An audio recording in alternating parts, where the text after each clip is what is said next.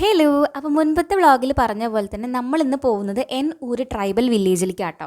അപ്പോൾ കൽപ്പറ്റ നല്ല best tourist place ആണ്. ഒരുപാട് ലൊക്കേഷൻസ് ഒക്കെ ഉണ്ട്. അപ്പോൾ ഹോളിഡേയ്സ് ഒക്കെ വരുന്ന സമയത്ത് ഫാമിലി ആയിട്ടൊക്കെ ട്രിപ്പ് വരാൻ പറ്റിയ ഒരുപാട് സ്ഥലങ്ങൾ ഇവിടെ ഉണ്ട് കേട്ടോ.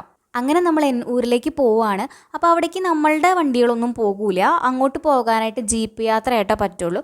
അപ്പോൾ ജീപ്പ് യാത്രയ്ക്ക് വേണ്ടിയിട്ട് ഒരാൾക്ക് 20 രൂപയാണ്. അതുപോലെ ഊരിലേക്ക് കയറാനുള്ള എൻട്രി ഫീസ് 50 രൂപയാട്ടോ. അപ്പോൾ ഊരിൻ്റെ സ്പെഷ്യാലിറ്റി എന്താണെന്ന് വെച്ചാൽ വയനാട്ടിലെ ഒരു ആദിവാസി പൈതൃക ഗ്രാമമാണ് ഊര്.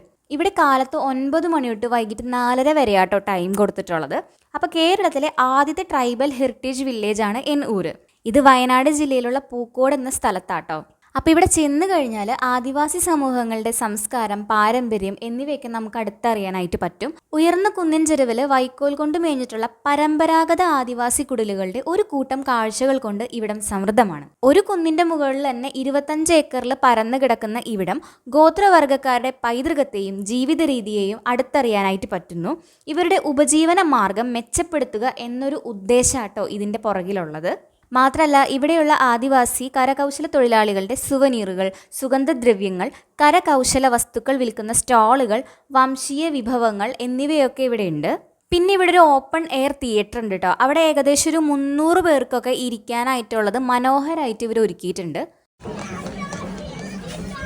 മാത്രമല്ല ജൈവ കൃഷിയിൽ പരിശീലനം നേടുന്നതിന് നേതൃത്വം നൽകുന്നുണ്ട് കേട്ടോ.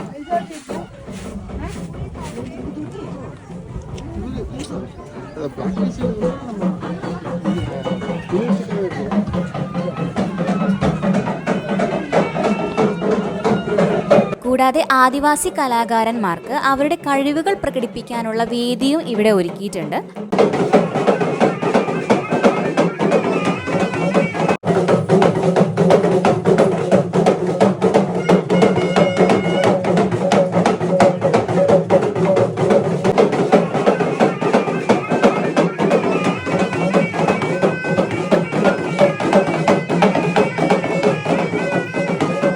ഗോത്ര കലാരൂപങ്ങൾ, tribal food fest, art fest എന്നിവയും ഇവിടെ നടത്താറുണ്ട്.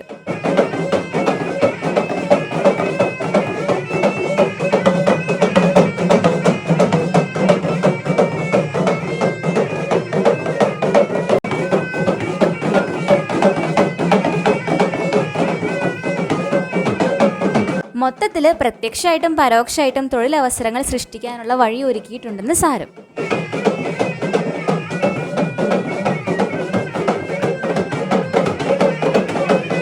അപ്പം എങ്ങനെയാ ഊര് കാണാൻ വേണ്ടി പോരല്ലേ?